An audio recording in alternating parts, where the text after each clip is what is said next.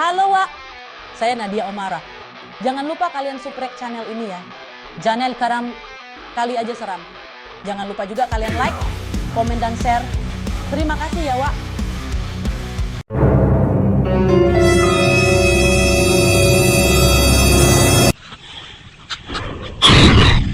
Kali Aja Seram.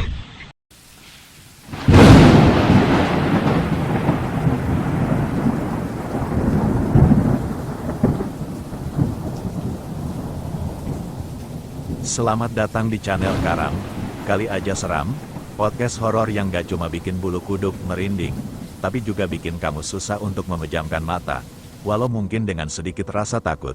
Tapi saya jamin, setelah kalian dengerin sampai habis, kalian gak akan berani ke kamar mandi. Jadi, sebelum kamu mulai merinding, pastikan lampu udah nyala, pintu terkunci rapat, dan jangan lupa cek bawah tempat tidurmu. Siapa tahu ada kepala orang nongol di situ. Dan jangan lupa, kalian subscribe-lah channel saya. Jangan berat kali telunjuknya buat klik subscribe. Kan gak bayar bro. Ingat ya, kalau kalian gak subrek, saya datangi rumah kalian satu-satu. Untuk silaturahmi maksudnya. Oke, langsung aja kita ke TKP. Karam Kali Aja Seram. Cekidot.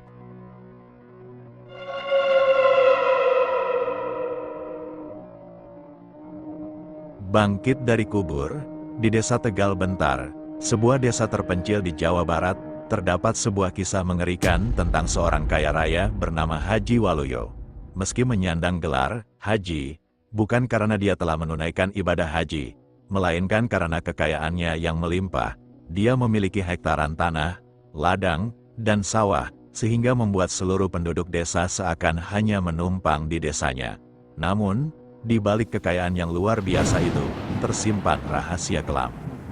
Haji Waluyo dikenal sebagai seorang lintah darat yang memeras rakyat desa. Tak sedikit yang percaya bahwa kekayaannya diperoleh melalui jalan pesugihan, bahkan dikabarkan telah menumbalkan anak-anaknya sendiri. 5 anaknya meninggal secara misterius dalam kurun waktu 1 tahun, desas-desus pun beredar bahwa bukan hanya anak-anaknya yang menjadi tumbal, tetapi juga para pekerjanya dan orang-orang yang berhutang padanya. Suatu malam, saat kemarau panjang melanda desa, tiba-tiba turun hujan deras disertai petir yang menggelegar. Anehnya, hujan itu tidak membuat penduduk merasa lega, malah menimbulkan ketakutan luar biasa. Di tengah suara derasnya hujan dan petir, terdengar suara ringkikan kuda yang samar, memperkuat keyakinan warga bahwa sesuatu yang buruk akan terjadi. Keesokan paginya, Eman, seorang pekerja di rumah Haji Waluyo, berangkat seperti biasa ke rumah majikannya.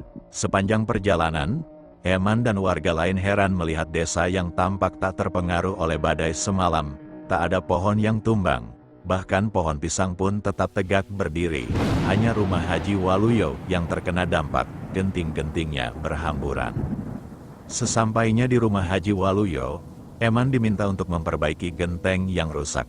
Ketika Eman naik ke atap, ia melihat sesuatu yang mengerikan. Tanpa sengaja, Eman melongok ke dalam kamar terlarang milik Haji Waluyo. Kamar yang konon hanya boleh dimasuki oleh sang majikan. Di dalam kamar itu, Eman melihat sesajen yang tersusun rapi, nasi tumpeng, kembang 7 rupa, ayam bakar, dan kemenyan yang masih mengepul. Yang lebih mengejutkan, Eman melihat pakaian lusuh miliknya yang hilang beberapa hari lalu di antara sesajen.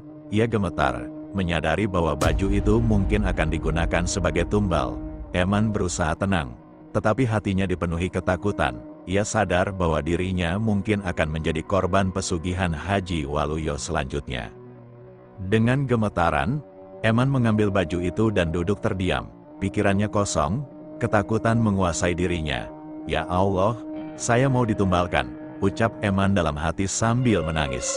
Kenyataan bahwa setelah bertahun-tahun bekerja untuk Haji Waluyo, sang majikan tega ingin menumbalkan dirinya, menghantui benaknya.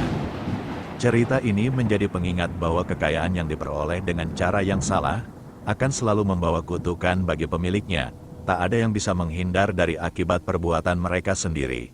Di desa Tegal Bentar, kisah Haji Waluyo dan tumbal pesugihan terus hidup dalam ingatan warga, sebagai bukti bahwa kekayaan tidak selalu membawa kebahagiaan, tapi bisa menjadi sumber malapetaka. Eman sedang bekerja memperbaiki atap rumah majikannya, Haji Waluyo, yang terkenal pelit. Saat itu, Eman tengah duduk di atas atap dan teringat kejadian aneh beberapa hari yang lalu. Haji Waluyo, yang biasanya pelit, tiba-tiba memberikan makanan dan uang kepada Eman, jauh lebih banyak dari biasanya, sebagai tanda syukuran karena baru membeli sawah. Perubahan sikap Haji membuat Eman merasa aneh, namun ia tidak terlalu memikirkannya saat itu.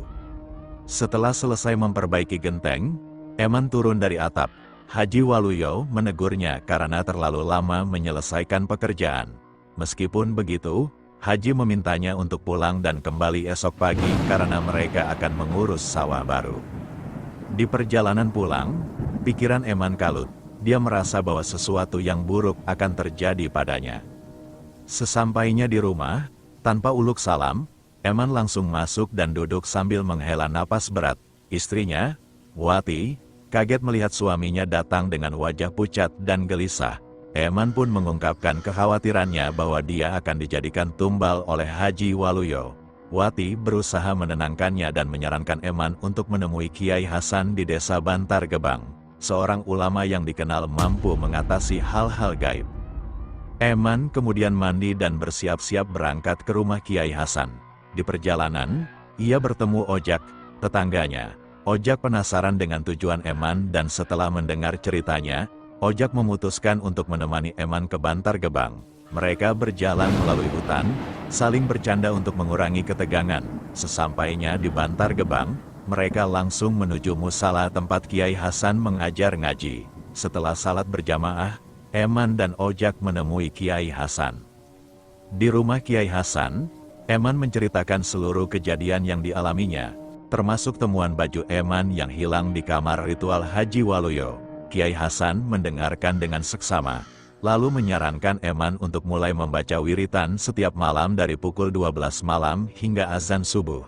Sebagai perlindungan, Kiai Hasan juga memberikan Eman sebuah benda yang dibungkus kain putih.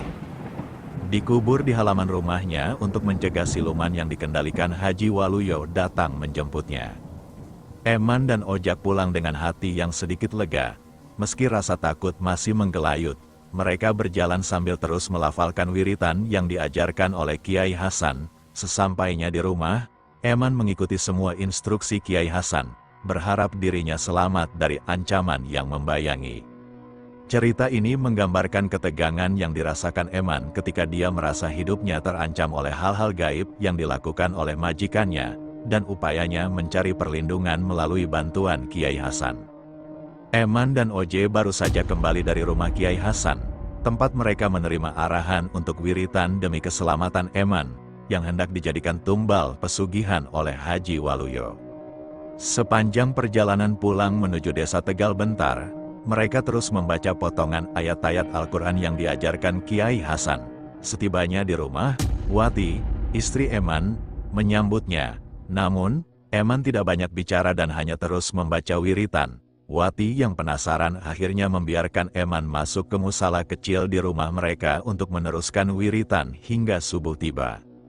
Keesokan harinya, Eman kembali bekerja seperti biasa di ladang milik Haji Waluyo, walau hatinya diliputi ketakutan.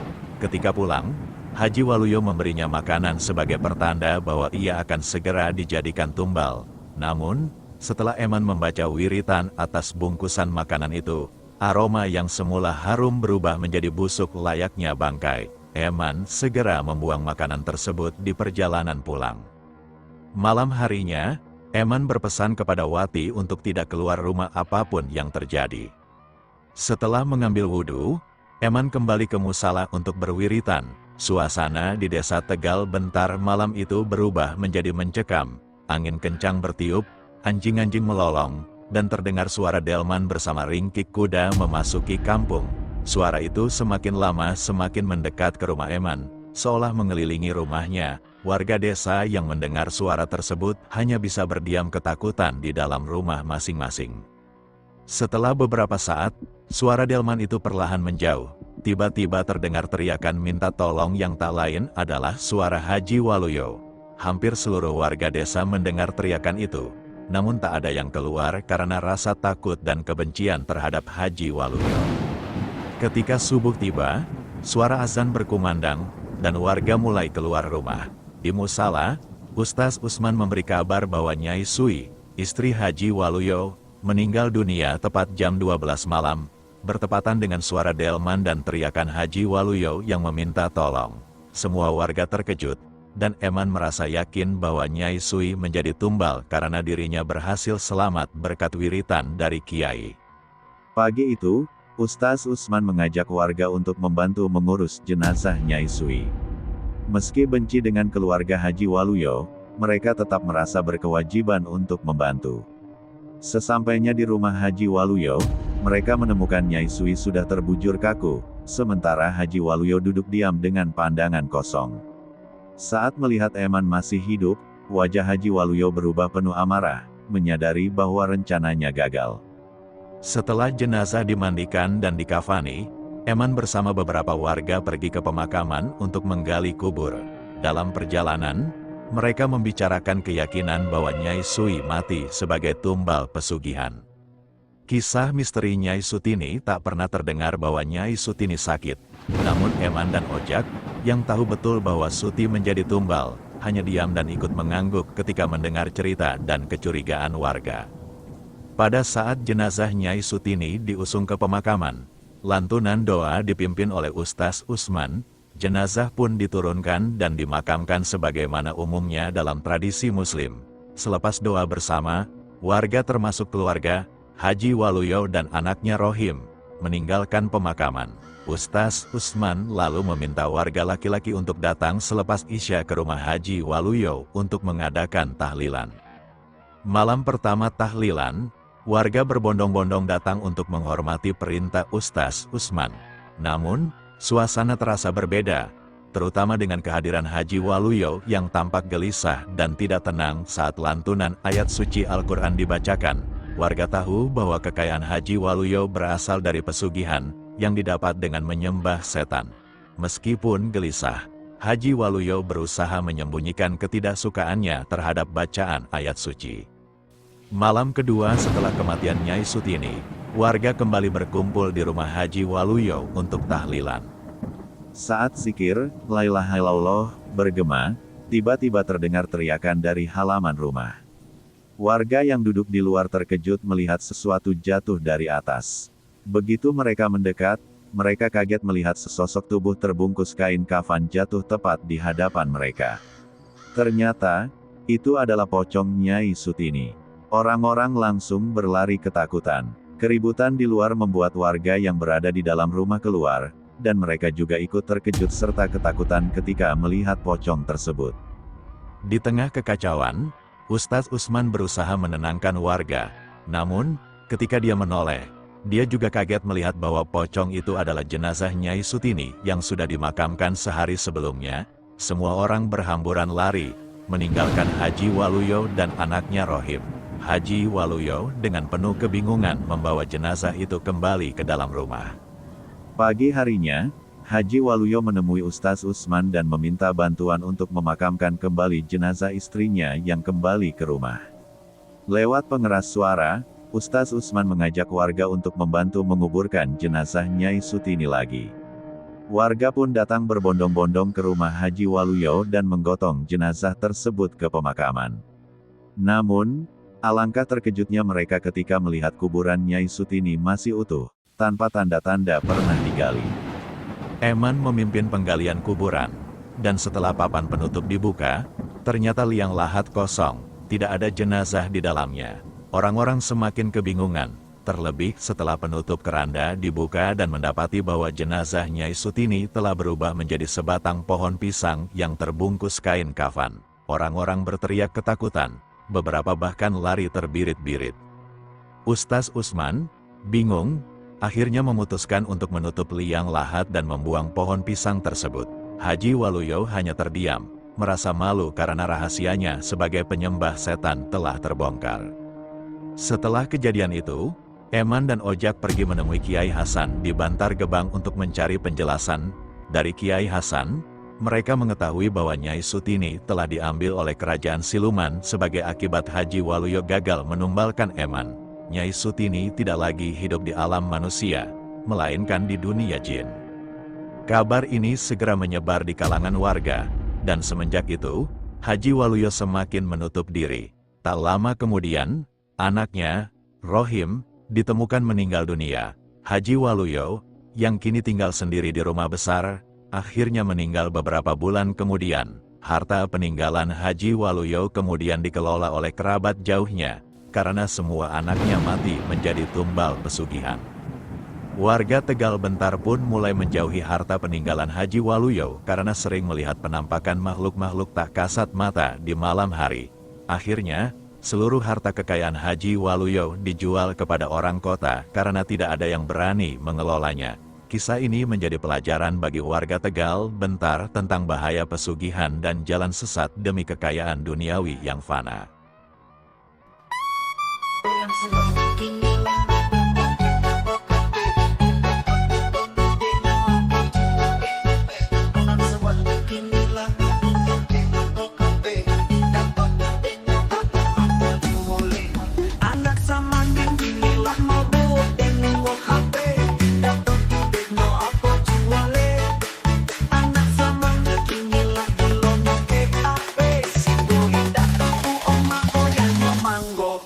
Pagi joget TikTok, sore main Facebook, malam main YouTube. Baik sekolah harus Pak atau Honda. Kalau jalan kaki kecekinnya sore jua. Inyo indah sadar ya nyola botol lega.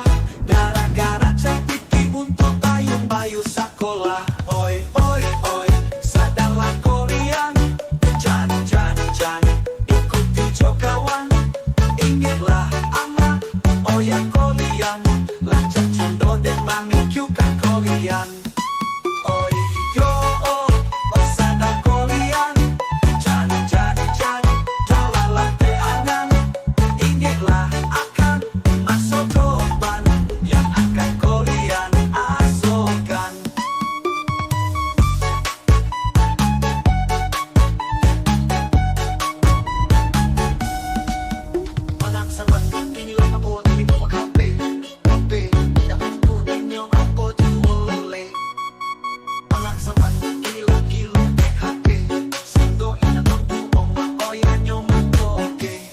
Joget TikTok, sore main Facebook, malam main YouTube. Pagi sekolah harus Pak atau Honda. Kalau jalan kaki kerja Indo sore jualah. Inyo indah sadar, oh ya nyola untuk nikah. Gara-gara jahit pipi untuk bayu-bayu sekolah. Oi sadarlah kalian. Jan, ikuti kawan. Ingatlah anak, oh ya kalian. Lancar contoh dan mengikyukan kalian. Oi yo, oi sadarlah kalian. Jan, balak teangan. Ingatlah akan masuk korban yang akan kalian asokkan. Oi sadarlah kalian. Jan, ikuti kawan. Ingatlah apa, oh ya kalian. Lancar contoh dan mengikyukan kalian. Oi yo, oi sadarlah kalian. Jan, balak teangan. Ingatlah akan masuk korban yang akan kalian asokkan. Oi sadarlah kalian. Oi yo, sadarlah kalian.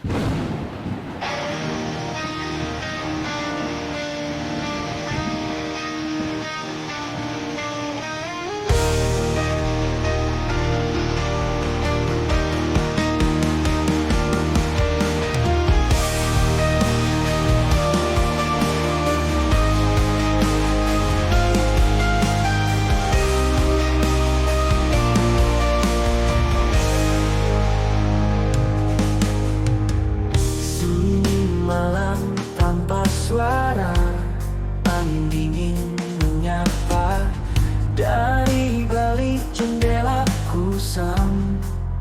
Bayangan hitam melintas, hantu di dalam mimpi mengintai tanpa henti. Malam ini aku tak sendiri, ada dia bayangan sepi. Ketika bulan sembunyi dalam gelap, ku tak bisa lari. Langkah berat menghantui di lorong sunyi yang tak bertepi. Hantu di dalam mimpi mengintai tanpa henti.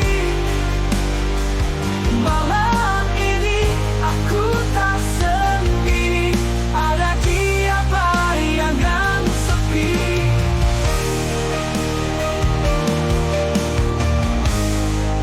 Ketika bulan sembunyi dalam gelap, ku tak bisa lari. Langkah berat menghantui di lorong sunyi yang tak bertepi. Hantu di dalam mimpi